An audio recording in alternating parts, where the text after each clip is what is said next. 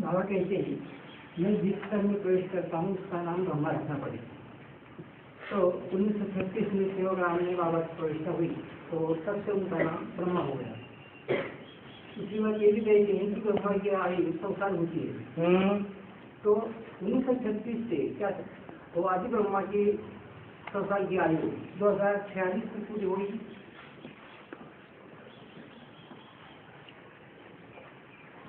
आपको गलत फहमी है।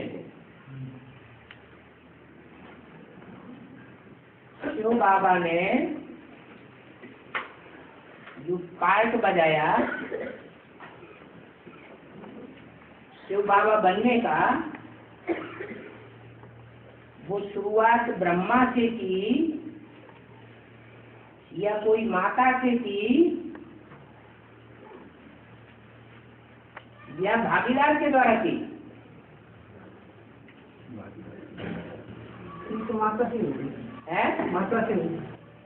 हाँ, तो 36 है दोनों की है, दोनों में से 36 में प्रवेशता है। 36 में प्रवेशता है। तो जो 36 में प्रवेशता है वो प्रत्यक्ष भले नहीं हुई,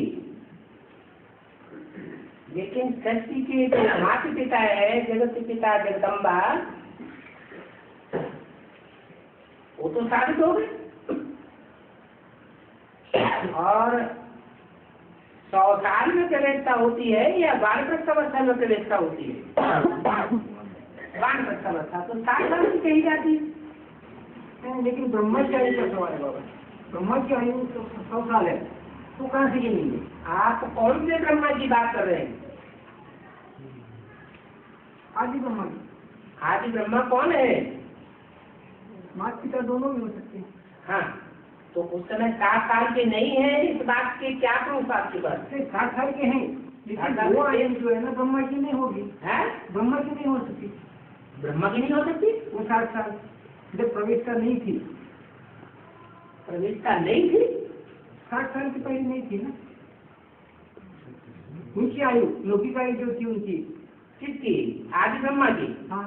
माता की और पिता की? हाँ। 7 साल नहीं थी? नहीं, वो 7 साल थी, लेकिन 1 से 7 साल तक प्रवेशता नहीं थी ना। 7 साल में प्रवेशता हो गई। 7 साल में दोनों में प्रवेशता हुई ना? हाँ हुई।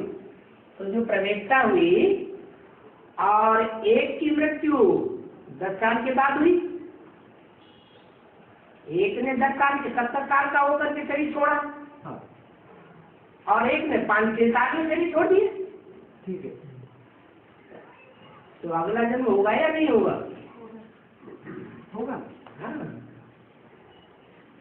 तो उसमें जो आदि पिता है उसकी आयु 76 में 100 साल पूरी होती है। यहीं पर मेरा कहने का मतलब ये है, हाँ। कि 100 साल में जो 7 साल गिने गए, हाँ, वो लौकिक के हैं। तो क्या हुआ? होती है वानप्रस्थ अवस्था में प्रवेशता। वानप्रस्थ अवस्था लौकिक में 7 साल गिनी जाती है या सिर्फ अलौकिक में ही गिनी जाती है? ब्रह्मा के 100 साल कैसा गिनेंगे? प्रजापिता ब्रह्मा नहीं है? है। फिर? मेरा कहने का मतलब कि वहाँ से 100 साल हो सकते हैं क्या? हाँ जी, जो ब्रह्मा के 60 साल हुए उसमें 40 साल और ऐड किए गए, तब 100 साल होते हैं। वो 100 साल पूरे होने के बाद ब्रह्मा का मृत्युलोक खलास हो जाता है।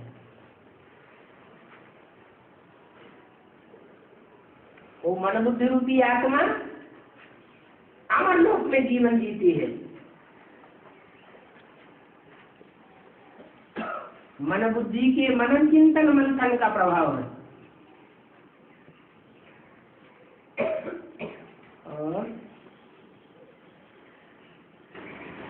और आज के आवेशवादी में अभी एक वाक्य आया है,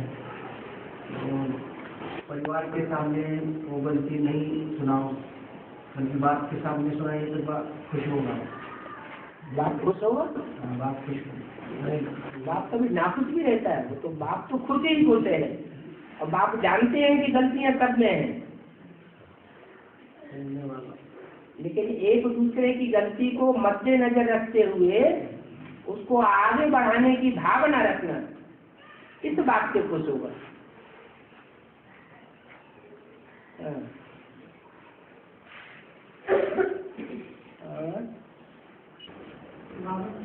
नवग्रह जो है वो कौन है? नवग्रह कौन है? ग्रह माने क्या होता है? ग्रह माने घर। तो कोई गृहस्थी होंगे, बाप की पढ़ाई पढ़ने वाले, बाप गृहस्थी का पाठ पढ़ाने आता है या सन्यासी जीवन का पाठ पढ़ाने आता है? तो गृहस्थी जीवन का पाठ पढ़ने वालों में कोई 9 निकलते हैं नंबरवार। उन 9 में एक बन जाता है 0 और एक बन जाता है 0 और बाकी बीच के नंबर तो अष्टदेव कहे जाते हैं।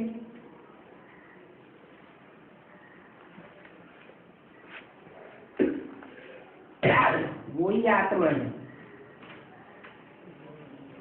उस घरगृहस्थ जीवन की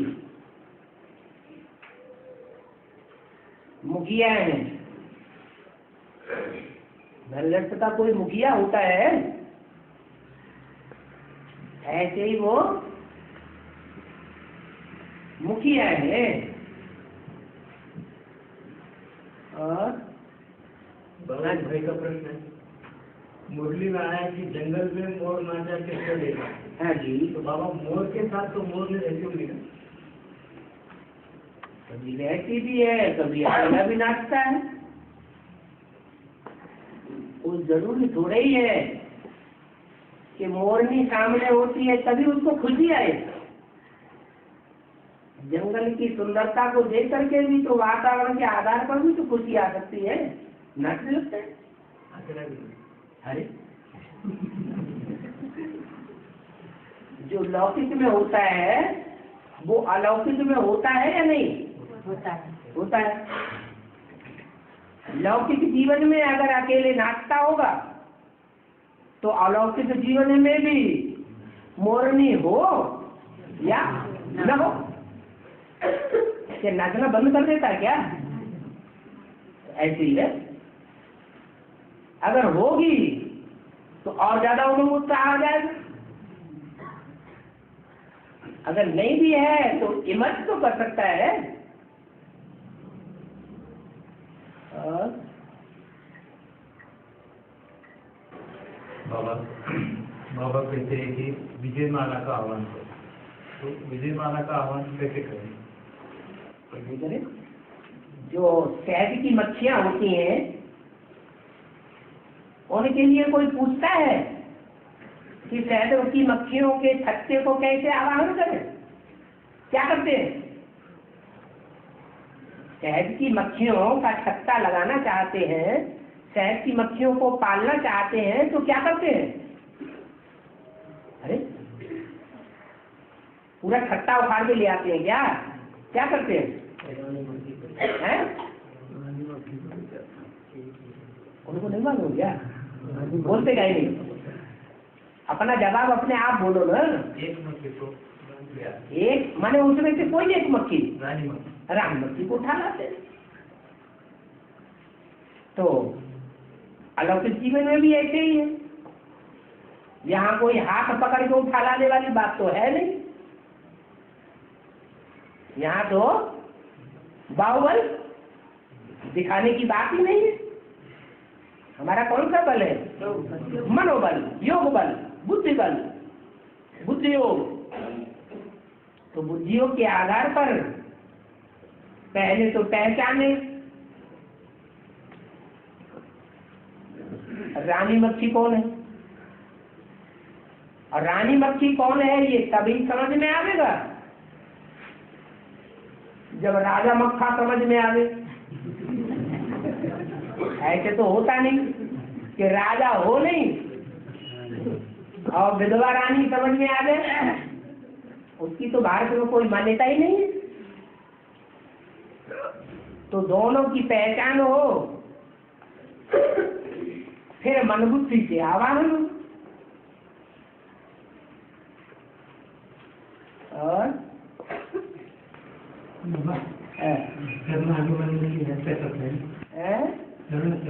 महाभारत दिखाते हैं, अकेले करण ही करते हैं क्या? करते हैं, परंतु कर्ण ऐसा मार्ग भी। अरे सेना में विशेष डायरेक्शन एक का चलता है या अनेकों का चलता है? एक सेनापति होता है, उसके डायरेक्शन पर चलना होता है, और सेनापति से भी ऊपर कौन होता है?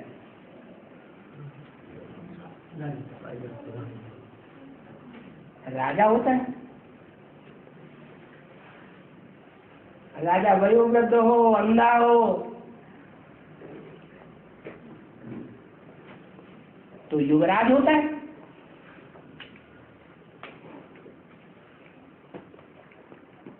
तो कर्ण ने मारा, ये कहे अपनी स्वेच्छा से मारा या किसी ने हुस्कारा तब मारा है? हाँ,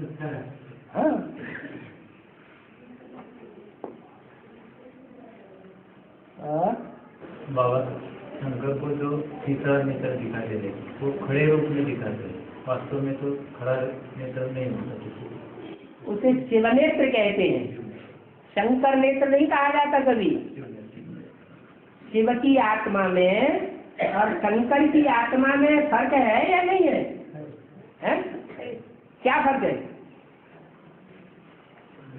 अरे अभी तो बताया, जो प्रश्न है उसी में समाधान है, पढ़ा और खड़ा। शिवनेत्र को कहते हैं सदा शिवनेत्र, सदा शिव।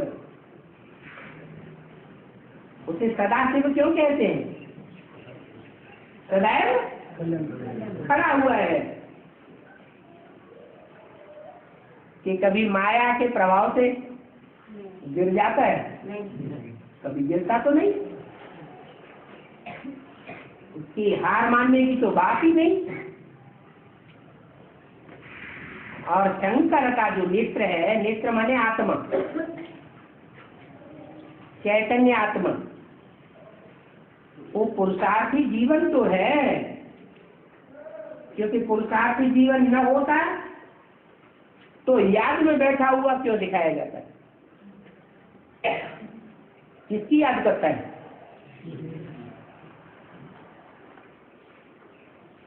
तो जो पुरुषार्थी जीवन है उसको सदैव खड़ा हुआ कहेंगे, हैं? उसको सदैव माया पर जीत पाया हुआ कहेंगे, बाप समान कहेंगे। इसलिए 3 नेत्र दिखाए जाते हैं शंकर की मूर्ति में, 2 पड़े हुए और 1 खड़ा हुआ। 2 पड़े हुए नेत्र कौन कौन से हैं? एक कृष्ण की आत्मा और एक राम की आत्मा। दोनों शिव बाप की आंखें हैं, नैनों के नूर हैं, लेकिन पुरुषार्थ जीवन में है। पुरुषार्थ पूरा होता है तो बाप समान स्टेज बन जाती है। फिर विष्णु को सदैव खड़ा हुआ दिखाते हैं या पड़ा हुआ दिखाते हैं? खड़ा हुआ है। और बाबा कुश्ती और बॉक्सिंग में क्या फर्क है? मुस्लिम कुश्ती को लड़ाई नहीं चाहिए। कुश्ती जो है वो सिर्फ दांव पेच की होती है, मारा मारी की नहीं होती है। और बॉक्सिंग मारा मारी की भी होती है। ये अंतर है।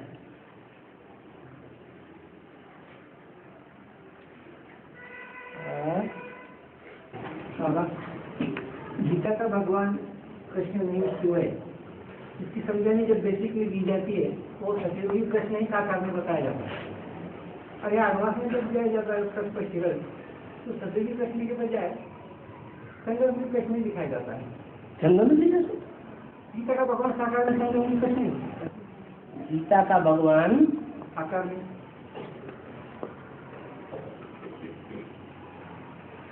पहले तो ये पक्का करना पड़े कि जो बताने वाले हैं वो गीता के भगवान को साकार समझते हैं या सिर्फ निराकार समझते हैं। जो असली गीता का भगवान है वो साकार बुद्धि में है या निराकार बुद्धि में? वो निराकार है, लेकिन बताने के लिए तो उससे साकार निराकार है। निराकार है। अगर निराकार है तो गीता पति कैसे कहा जाएगा? क्योंकि निराकार शिव ज्योति बिंदु की आत्मा वो तो सिर्फ निराकार आत्माओं का बाप है या पति भी है? बाप है। तो पति तो नहीं कहा जा सकता। गीता पति भगवान जब कहा जाता है तो पति तो साकार होना चाहिए, फिर गीता भी साकार होनी चाहिए।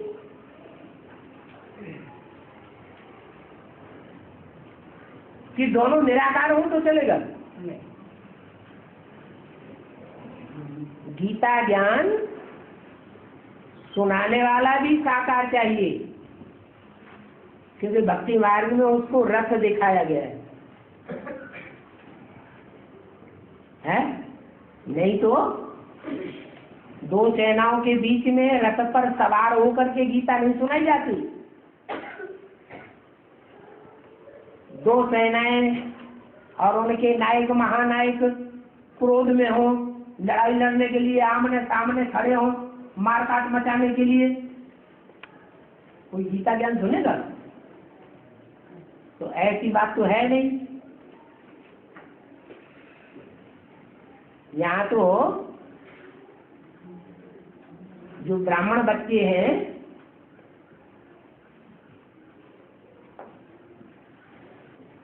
वो आत्मिक स्थिति में स्थित होने वाली चाहिए।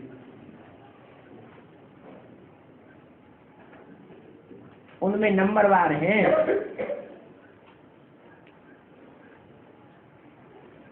कोई आत्मा के ऊपर और परमात्मा बाप के ऊपर निश्चयवान है, और कोई ऐसे हैं जो निश्चयवान नहीं है। अगर समझते हैं कि परमपिता परमात्मा बाप निराकार है, बिंदी है, सदैव साकार कभी होता ही नहीं, तो उन्हें निश्चयवान कहें या अनिश्चयवान कहें? फिर तो अनिश्चयवान हो गए। निश्चय बुद्धि तो कहा ही तब जाएगा जब निराकार को साकार में वेरीफाई कर ले बुद्धि।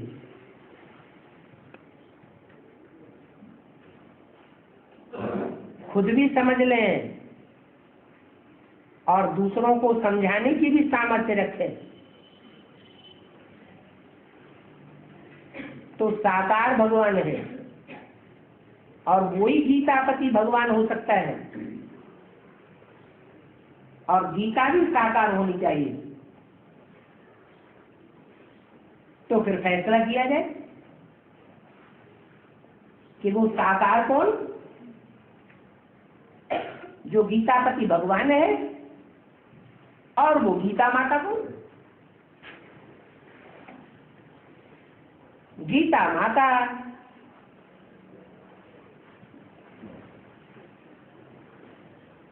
दो प्रकार की साबित हो जाती। गीता तो है, लेकिन एक है सच्ची गीता और एक है झूठी गीता। माता तो है,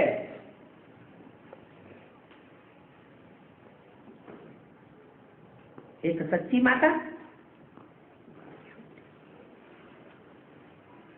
और एक झूठी माता।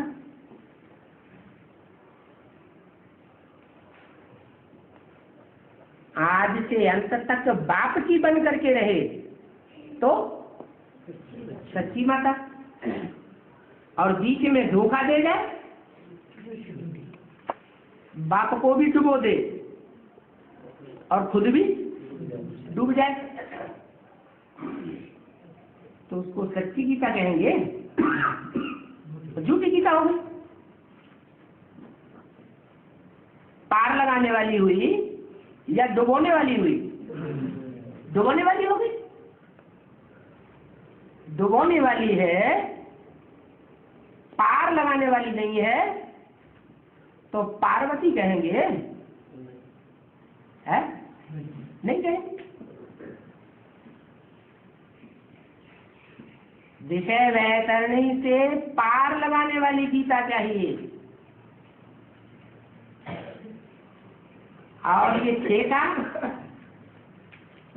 भगवान आकर के माताओं को देते हैं, पिताओं को देते हैं, कुमारों को देते हैं या कुमारियों को देते हैं पार लगाने का,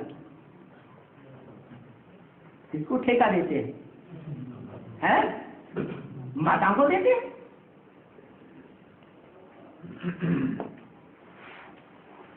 माताएं को स्पेशल बताया है, सड़क का गेट खोलेंगी।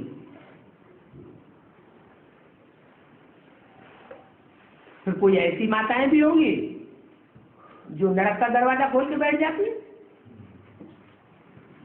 आओ हम नरक बने, नरक बना ले।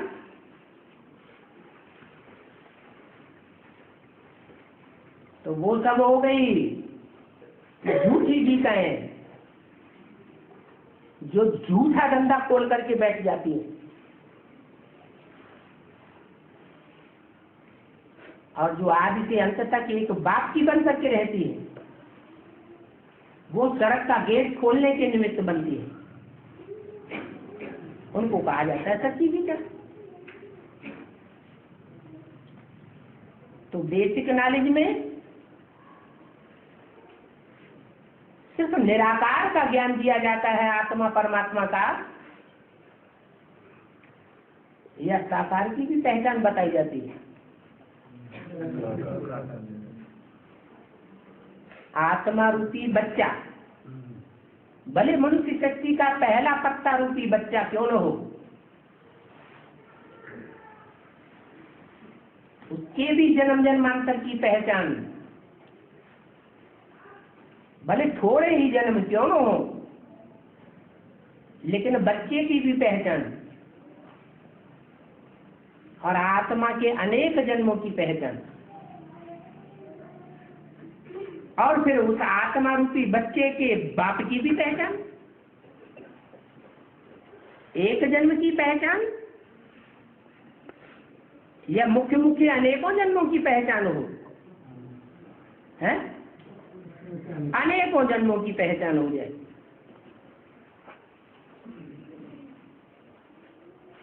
तो जब जन्म की बात आती है, मरण की बात आती है, जन्म मरण के चक्र में आने की बात आती है,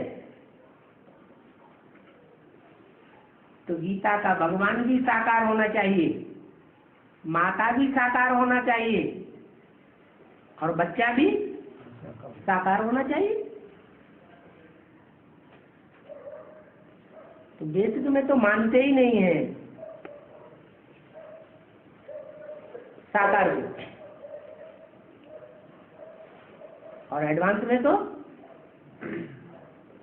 निराकार बाप ज्योति बिंदु को जब तक साकार में न पहचान ले, नाम रूप धाम गुण कर्तव्य से न पहचान ले,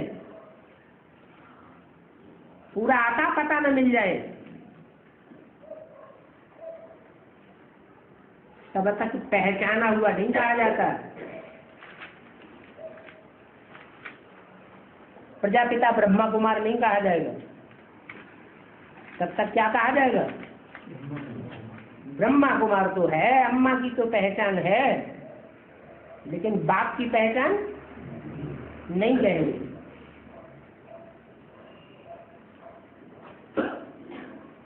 मनुष्य जीवन का दोष माना जाता है कि कोई बच्चे को अपनी बाप की पहचान न हो और माँ की पहचान हो। जब भी पूछा जाए परिचय, तो कारण किसका परिचय देता था? है? माँ का परिचय देता था। माँ के बारे में उसे पता था? है? नहीं पता था। हमको तो पता है माँ हमारी कौन है, मनुष्य शक्ति की, और मनुष्य शक्ति का पिता भी कौन है।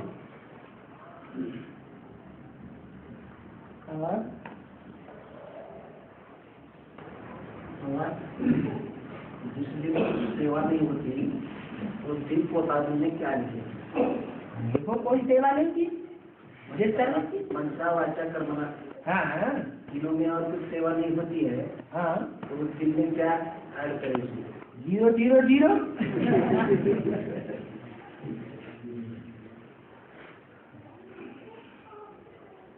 तीनों सेवाओं में से चलो मन का सेवा तो जिसकी मन तीखी होगी, मन की स्टेज, तो मन का सेवा तो जरूर करेगा, क्योंकि मन बिना चले रहता नहीं। और पुरुषार्थ में जो तीखा होगा मानसिक रूप से, मनन चिंतन मंथन करने वाला होगा, कुछ न कुछ सेवा तो जरूर करेगा। उसमें भी 0 हो गया। और सुबह से लेके शाम तक कुछ न कुछ तो बोलना पड़ता है ना, है कि यहाँ मौन व्रत धारण करना सिखाया गया है नहीं? घर में रहेंगे, दुकान में रहेंगे, कारखाने में रहेंगे, खेती बाड़ी में रहेंगे, बिजनेस में रहेंगे, तो बोलेंगे या नहीं बोलेंगे? बोलेंगे। जिनकी आदत पड़ी हुई होगी, जिनको भान रहता होगा कि हम ब्राह्मण हैं, शिव बाबा के बच्चे हैं, ईश्वरीय बच्चे हैं, तो धंधा भी हमारा ईश्वरीय चाहिए, तो कुछ न कुछ तो मुख से निकलेगा कि बिना सेवा के रह जाएंगे नहीं। चलो रिजल्ट न भी निकले तो भी मुख से कुछ न कुछ ऐसा जरूर बोलेंगे जो दूसरे को, अज्ञानी को आश्चर्य होने लगे। और कर्मणा सेवा, कर्मणा सेवा के लिए तो खास बोला है, दुआएं लो और दुआएं लो। कर्मेंद्रियों से ऐसा कुछ काम न हो जाए जो दूसरे की आह निकले, दुख पैदा हो जाए। सुख दो और सुख लो। जो सुख देने वाला होगा उसको सुख मिलेगा। और तीनों में अगर 0 रहे तो 0 बनने वालों में, बनाने वालों में हीरो हो गया ना।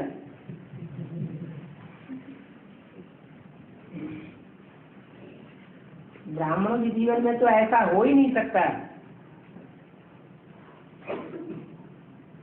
कि मनसा वाचा कर्मणा तीनों में 0 हो जाए।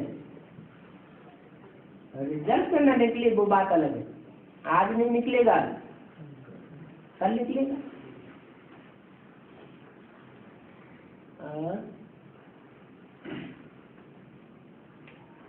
बाबा, आज की मुस्लिम में बाबा ने कहा है, बच्चों के आगे एक बात रखी है, तो आज ये वो कहते हैं कि महामंडलेश्वर को तुम बच्चों ने अगर झुकाएंगे, एक महामंडलेश्वर को भी झुका लिया तो भगवान सिद्ध हो जाएगा, तो और भी निकल आवेंगे।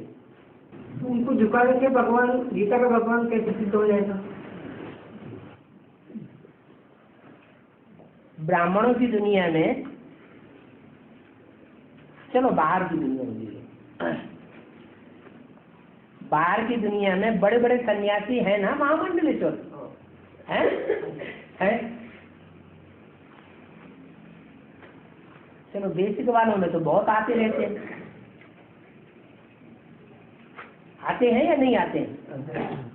आते हैं।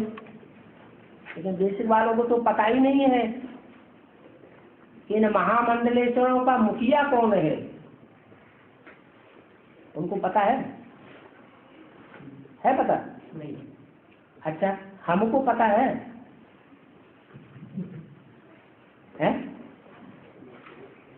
महामंडलेश्वरों का मुख्य कौन है, जिसको वो सन्यासी सबसे जास्ती मान सम्मान और महत्व देते हैं?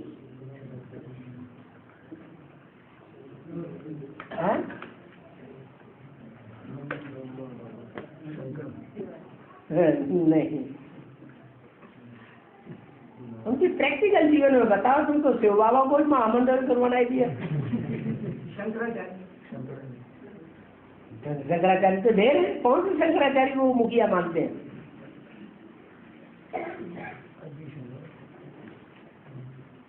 अच्छा चलो, लक्ष्मी नारायण वो शिव की पूजा करते हैं या लक्ष्मी नारायण की पूजा करते हैं? किसके मंदिरों में जाते हैं? और तो शिव की पूजा करने वाले हैं, शिव बनने वाले हैं, कहते हैं शिवो हम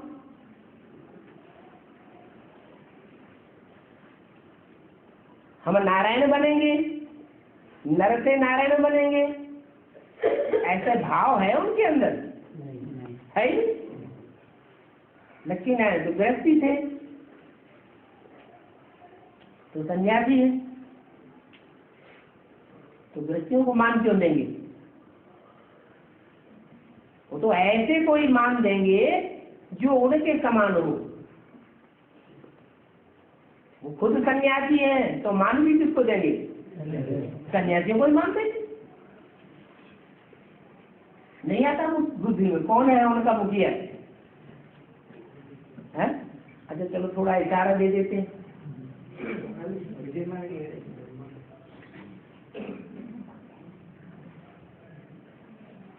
कोई नहीं बताएगा। अच्छा सन्यासी कहाँ चौकड़ी मार करके बैठे रहते हैं? गंगा जी के किनारे। तो गंगा को उस सबसे ज्यादा मान मर्तबा देने वाला समझते हैं ना, कि गंगा को बहुत मान देना चाहिए। माता को तो मानते हैं, जगदम्बा को तो मानते हैं, और माताओं में सबसे जास्ती नजदीकी संबंध उनका किनके साथ होता है? गंगा के साथ। तो गंगा के बारे में बाबा ने मुरलियों में क्या बोला है?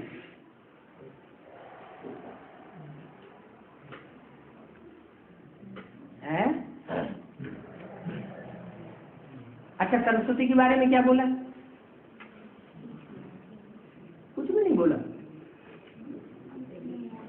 अरे इतना तो बोला है कि सरस्वती नदी बीच में निकलती है, बीच में ही लोप हो जाती है। सरस्वती नदी गुप्त कही जाती है। जगदम्बा के बारे में भी बोला है। जगदम्बा मां काली बनती है।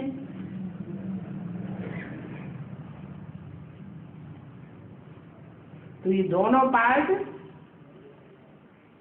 मध्य के हैं या आदि और अंत के हैं?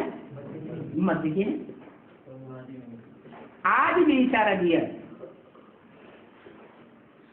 कि आज में ऐसी पवित्रता की देवियां निकली थी जो फट से पहचान लेती थी ये भिखारी आया है या निर्विकारी।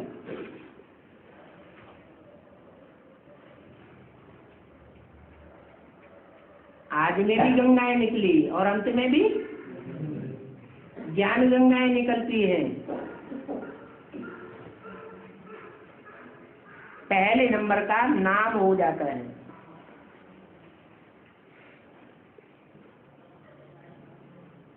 तो अभी अंतिम समय चल रहा है, क्योंकि 2 लेख का बोर्ड लगने वाला है। लेट का बोर्ड तो लग गया, तो अंत है, आगे है या मध्य है? अंत है। तो कौन निकलनी चाहिए? ज्ञान गंगाएं निकलनी चाहिए। उनमें पहला नंबर पहले निकलना चाहिए। और कहां से निकलती है? यूपी से। तो कोई ऐसे महामंडलेश्वर को निकालो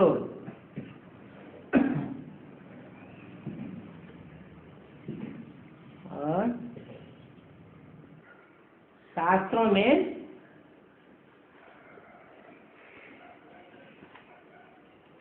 इंद्र को भयभीत राजा दिखाया गया है, सदैव भयभीत रहता था। इस बात में भय रहता था, पता नहीं कब कोई असुर आक्रमण कर दे। तो ब्राह्मणों की दुनिया में ये शूटिंग होती है या सतयुग त्रेता द्वापर कलयुग में शूटिंग होती है? कहाँ होती है? ब्राह्मणों की दुनिया में शूटिंग होती है। और ब्राह्मणों की दुनिया में स्वर्ग होता है क्या? है? इंद्र को तो स्वर्ग का देवता दिखाया, मुखिया दिखाया गया है।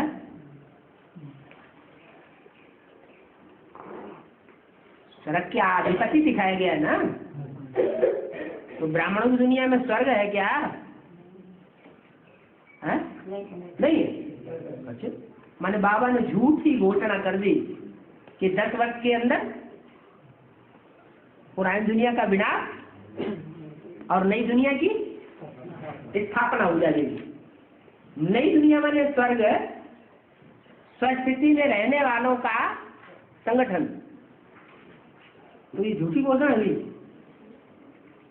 है? झूठी हुई या सच्ची हुई? सच्ची हुई।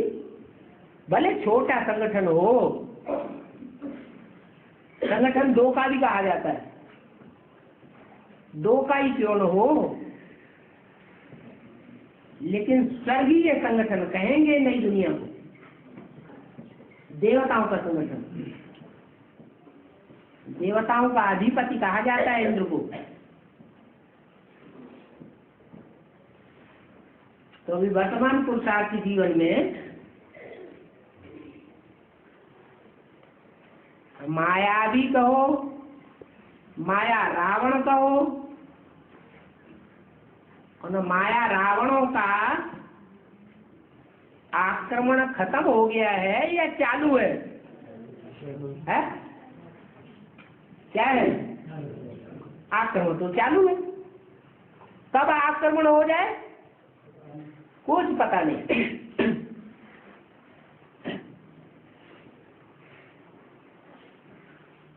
तो जो इंद्र होगा वो संपन्न पुरुषार्थी कहे या अपूर्ण पुरुषार्थी कहे? अपूर्ण पुरुषार्थी है। जो संपूर्ण आत्मा बन जाएगा उसको तो किसी बात का भय रहेगा ही नहीं। देवान वाले को भय होता है, आत्माभिमानी को कोई भय होता ही नहीं।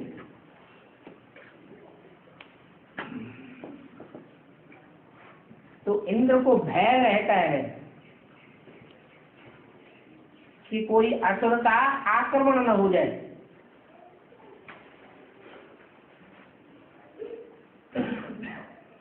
ऐसे इंद्र इंद्रिय जीत भी कहा जाता है। इंद्रियों को जो जीतता है उसे इंद्र कहा जाता है।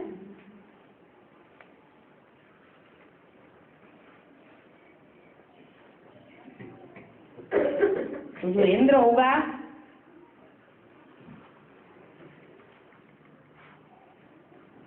उसे कहें कि 100% देवता बन गया है? नहीं कहेंगे। अच्छा, देवता की बात छोड़ दो, 100% फरिश्ता बन गया, ऐसे कहें? नहीं कहें। ब्राह्मणों की दुनिया के 100% फरिश्ता कौन है? कोई है या नहीं है? कौन? ब्रह्मा, विष्णु और शंकर को फरिश्ता कहा जाता है, जिनका फर्श की दुनिया से कोई रिश्ता नहीं।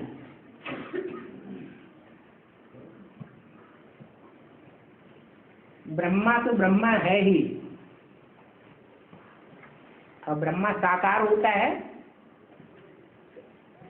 या निराकार होता है? साकार होता है, माने कोई न कोई में प्रवेश करके पार्ट बजाता है। और विष्णु भी मूर्तियां बनाई जाती हैं, मूर्ति माने साकार। तो ब्राह्मणों की दुनिया में वो भी होना चाहिए या नहीं होना चाहिए? है, वो भी होना चाहिए। और शंकर है, शंकर ये पार्ट किसका है?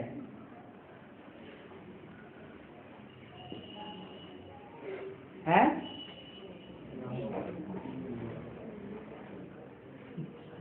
शंकर जो पार्ट है, शंकरोति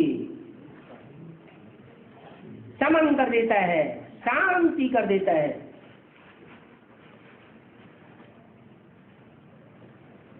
संसार में अशांति नहीं रहती। तो अति के बाद अंत होता है या पहले से ही अंत हो जाता है? अति के बाद अंत होता है। तो ऐसी आत्मा कौन है जो प्रैक्टिकल जीवन में, साकार जीवन में कोई भी परिस्थिति आवे, कैसी भी स्थिति परिस्थिति व्यक्ति सामने आवे, सदैव शांत होकर जिसने पार्ट बजाया।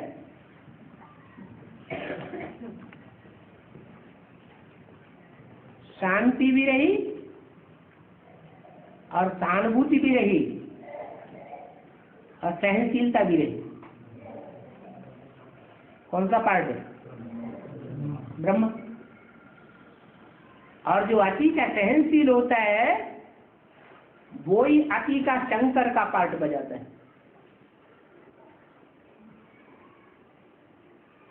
शास्त्रों में भी एटम बम फोड़ने वाला कौन से संप्रदाय को बताया? यादव संप्रदाय। और कृष्ण को क्या कहते हैं? यादव संप्रदाय का हेड। और मुरली में भी बोला है यादवों का हेड कौन है? शंकर। तो वास्तव में कौन सी आत्मा है जो अति की अशांति के बाद अति की शांति स्थापन कर देता है? वो आत्मा कौन है? हैं? समझिए आत्मा। बाप तो आदि से अंत तक प्यार का पार्ट बजाने वाला, प्यार का सागर का पार्ट बजाएगा या धर्मराज का पार्ट बजाएगा? प्यार का पार्ट बजाएगा। इसलिए साबित हो जाता है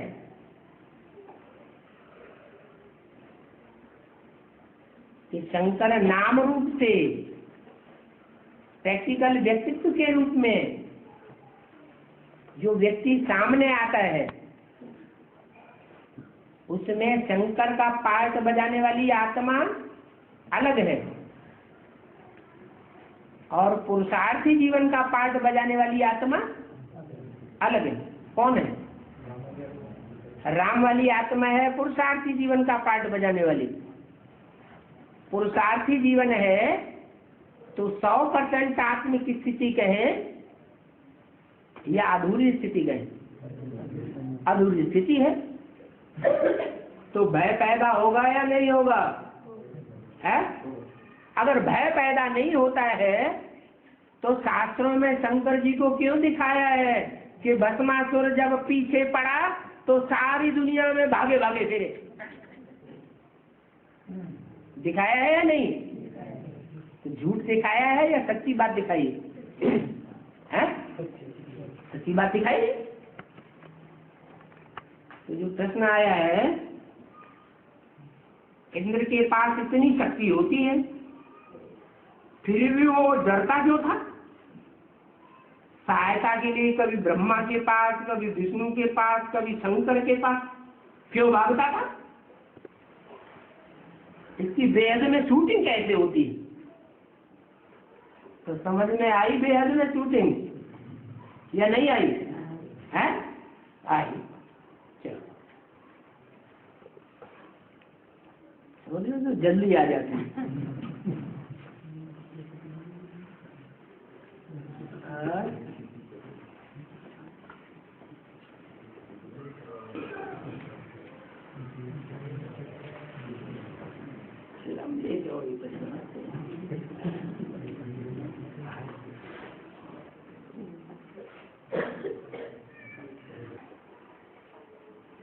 प्रश्न आया है, सभी भारत के राजाएं एक होकर के रहे, इसके लिए क्या करना है?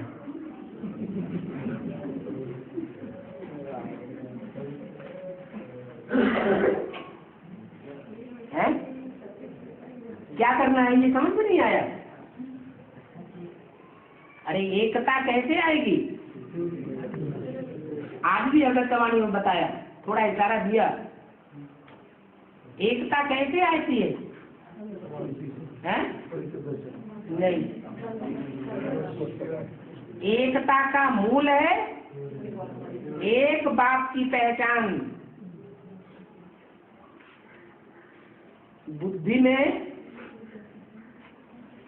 बैठना चाहिए, हमारी बुद्धि में भी बैठे और हम औरों की बुद्धि में भी एक पक्का करा दें कि हमारा तो एक बाप दूसरा नहीं।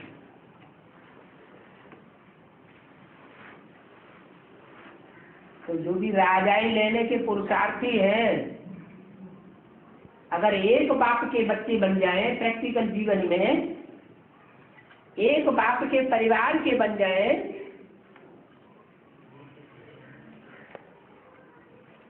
तो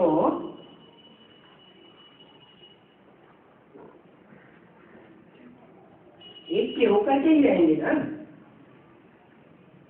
कि औरों के भी बनेंगे। है पहचानो कि एक के ही बनकर के रहेंगे, एक का आगा देंगे, लड़ाई झगड़ा खत्म। तो जुड़ा हुआ दूसरा प्रश्न है, द्वापर में बाहर से आते हैं,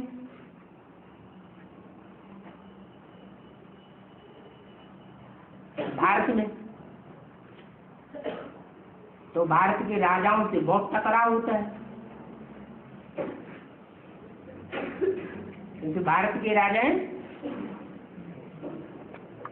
आपस में एकता वाले होते हैं कि अनेकता वाले होते हैं? एकता वाले होते हैं।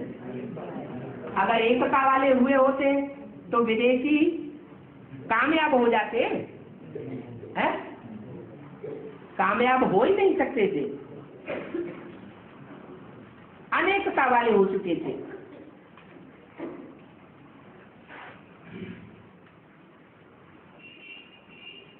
तो जो बाहर से आने वाले लोग हैं, विदेशी लोग, वो भेद पैदा करते हैं। भेद के बीज तो पहले से ही पड़े हुए होते हैं, वो और ही भेद पैदा कर देते हैं, अलगाव कर देते हैं। जैसे क्रिश्चियन लोग हिंदुस्तान पाकिस्तान का अलगाव करके चले गए, तो झगड़ा और बढ़ता है या कम होता है? टकराव और ज्यादा बढ़ जाते हैं। तो क्या करना चाहिए? है हर एक पुरुषार्थी जीवन को, पुरुषार्थी ब्राह्मण को क्या करना चाहिए जो टकराव न हो? एक बाप का बन करके रहे, औरों को भी जो भी संसर्ग में, संपर्क में, संबंध में आने वाले हों, उनको एक बाप का बने।